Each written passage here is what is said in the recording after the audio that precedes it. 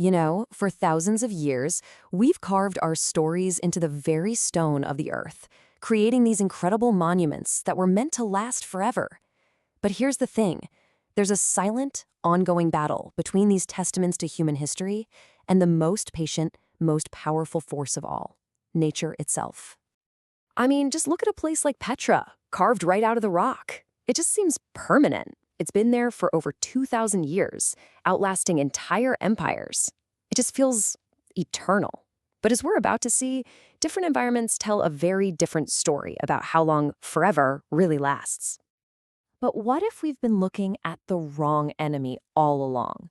What if the real threat isn't just the slow march of time, but a far more active opponent, one that's all around us every single day?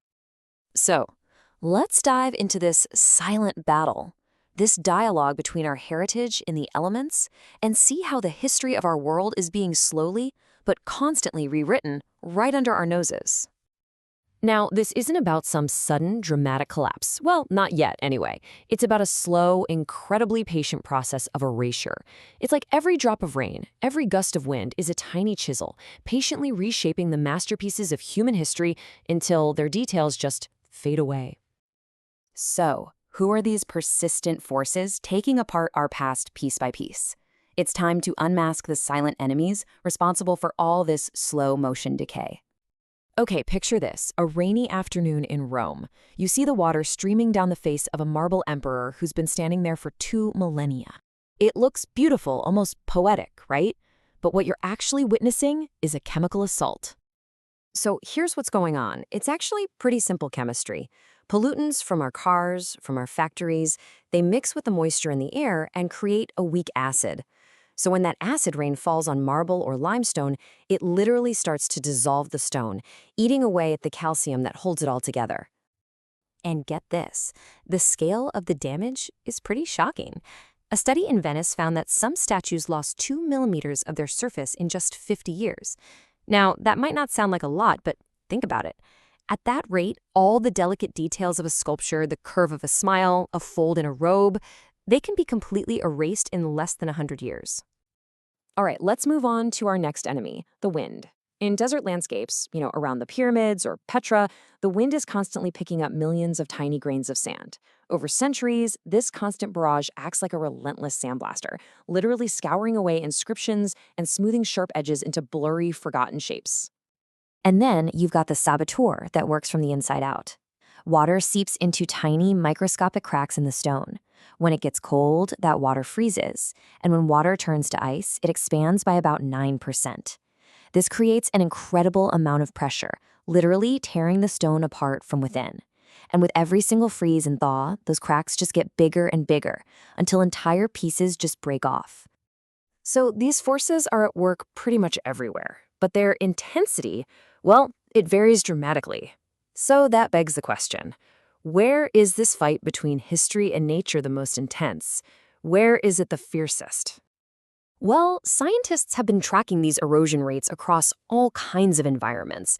And frankly, what they found is pretty revealing. It's not just about what is eroding our history, but where it's happening the fastest. And the results are probably not what you'd expect. You might think deserts or stormy coasts would be the worst places for a monument, right? But the data shows the real danger zone is our own cities. Urban areas see the highest rate of erosion, a staggering 40 millimeters per century, and it's mostly from acid rain. It turns out the biggest threat to our ancient monuments is the modern world we built right next to them.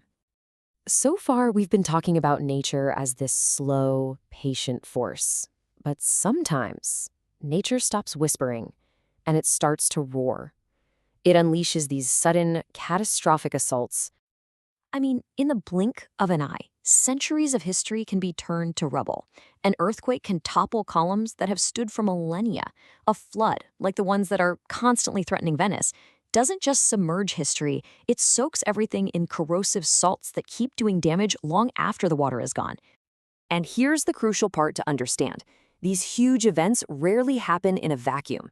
They're often the final blow to structures that have already been weakened by those slow, silent enemies we talked about. An earthquake shatters stone that was already full of cracks from frost. A flood destroys foundations that were already crumbling from salt. It's a devastating 1-2 punch. Okay, so that all sounds pretty bleak, I know, but the story doesn't end there. All over the world, a new battle is being fought, not with swords and shields, but with lasers and AI. It's time to meet the heroes fighting to preserve our past. This is where things get really cool, almost like science fiction. Conservationists are using an incredible arsenal. First up, they've got invisible nanocoatings that act like a shield against water and acid. Then they use AI to monitor sensors embedded in the structures to predict weaknesses before they cause a collapse. To clean them, they use lasers that gently vaporize centuries of grime without ever even touching the stone itself. And, as a final failsafe, they're creating perfect digital copies, preserving these monuments in virtual reality forever. And look, this isn't just some theory in a lab. At the Parthenon in Athens, lasers are cleaning marble that's been stained by centuries of pollution. In Venice, they're testing special coatings to protect buildings from saltwater. This technology is being deployed on the front lines right now, giving our shared history a real fighting chance.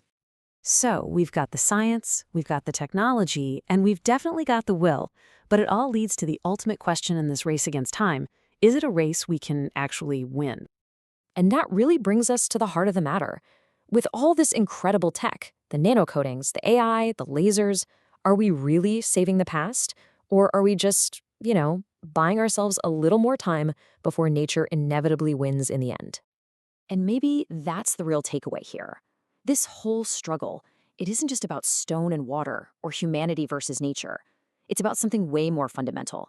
It's a battle between memory and forgetting. By fighting to preserve these sites, we're not just saving a bunch of old rocks. We're protecting our identity, our stories, the very memory of who we are. And that's a fight worth fighting.